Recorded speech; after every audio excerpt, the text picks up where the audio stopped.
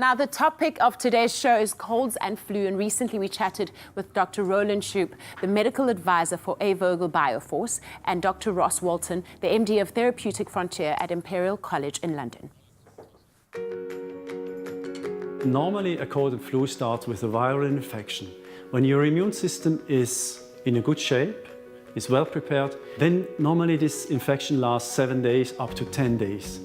When your immune system is really struggling with the virus, is really having a hard time to clear the infection, after 6 days you might go into a secondary complication. And then it's not just viral, then a bacteria might add, and then you get a super infection. And then we talk about pneumonia, we talk about bronchitis, we're talking about sinusitis. And these are very severe infections. So the aim of these in vitro studies was really to try and understand the mechanisms by which Echinaforce is able to reduce some of the symptoms you might get when you get a common cold, and also suppress some of the downstream effects following the cold, which can leave you open to secondary bacterial infections, such as sinusitis, lower airway involvement, bronchitis, those more severe infections that you might get, which actually are the real complications following the common cold. Welcome back. So often, colds and flus escalate and are prolonged, and they become secondary infections. So what happens in that case?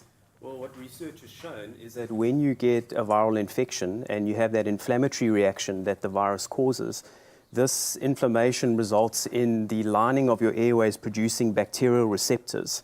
And these receptors are actually like little docking stations. So the bacteria that are in the system can now attach to the airway and then cause a secondary bacterial infection. So that's when you end up with a bronchitis or an ear infection or tonsillitis, and this is often where antibiotics become necessary. Right, right. And why is it important to reduce the length of the cold or the flu? And is fever good or bad? Well, look, in terms of the length of colds and flus, we have something called immune exhaustion. So every time you get an infection, for every day that you're ill and your body's fighting that infection, your body's draining its immune system and its natural anti-inflammatory mechanism. So if you drain that process completely, it leaves you more vulnerable, and then you pick up a secondary infection, or when you're exposed again, you get sick more easily. In terms of fevers, you don't want to suppress a fever too early on, because when your body produces a fever, it's a hostile environment for bacteria and viruses. So in that hostile environment, they can't replicate as easily. So if you suppress that fever, it's like taking the handbrake off. Bacteria and viruses can just replicate freely. Wow. Sure, so interesting. Now let's look how the overuse of antibiotics can affect our health. Dr. Peter Fisher, Research Director from Royal London Hospital for Integrated Medicine, sheds some light. We have a really big global crisis of antimicrobial resistance. And note that I say antimicrobial, not antibiotic, because although antibiotics are the main drugs, there are also antiviral agents, which are important in this context because most respiratory tract infections are viral, and resistance to them is also emerging. And we have a really big problem, global problem. People are dying already, and many more are going to die from antibiotic resistance. So we need to find strategies for reducing antibiotic resistance. And the existing strategies are actually remarkably unimaginative. They're convergent. They say, you know, we've got to do more of the same, only better. And we need to invent new antibiotics. There hasn't been a new class of antibiotics introduced in over 30 years. So what we need is alternatives, particularly for the vulnerable groups. And the vulnerable groups are the very young and the very old. The problem is you get a viral infection, particularly in children, and it can then develop into something, maybe to croup, maybe to pneumonia, something really serious. And you need to head that off at the pass. You need to stop that happening. Now, Doctor, how can the overuse of antibiotics affect our health?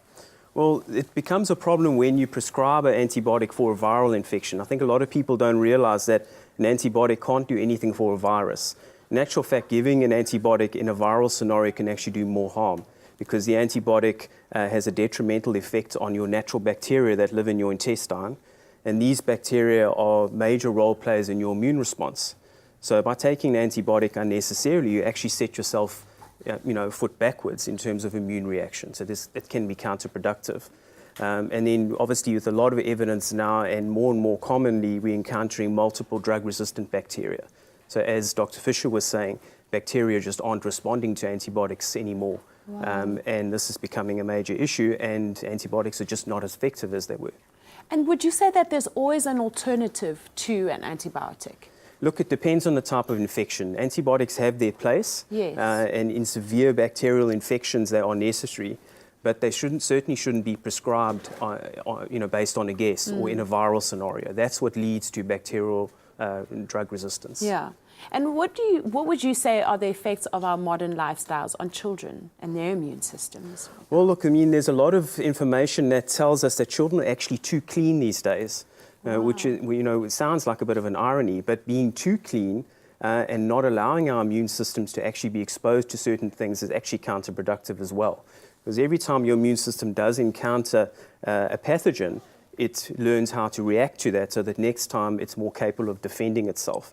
So being too clean is an issue, and obviously diet is a major factor as well. Our diets aren't what they were. We have less whole foods, we have less fermented foods in our diet, and this also has an effect on our microbiome, the bacteria in the intestine, which compromises our immune system. Wow. Yeah, I've recently learned a lot about the biome, and it's very interesting It's a stuff. hot topic. Yeah. So after the break, catch up with one of the adorable pups that was adopted right here on Afternoon Express, and we continue the conversation with Dr. Naude. Vogel's Echinaforce is the world's strongest herbal product that's clinically proven to prevent and treat colds, flu, and their complications.